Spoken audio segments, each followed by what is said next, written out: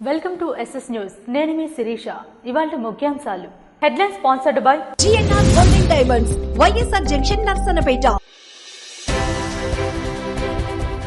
దేశవ్యాప్తంగా హెచ్విపి వ్యాక్సినేషన్ రాజస్థాన్లోని అజ్మీర్లో ప్రారంభించిన ప్రధానమంత్రి నరేంద్ర మోడీ.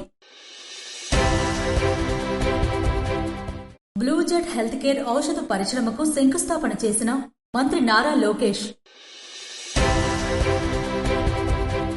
మాదక ద్రవ్యాలను భద్రంగా నిల్వ చేసేందుకు అధికార యంత్రాంగం చర్యలు.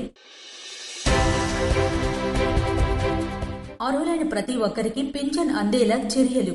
నర్సన్నపేట మండలంలో నిర్వహించిన ఎన్టీఆర్ భరోసా పెన్షన్ల పంపిణీ కార్యక్రమంలో పాల్గొన్న ఎమ్మెల్యే బగ్గు రమణమూర్తి.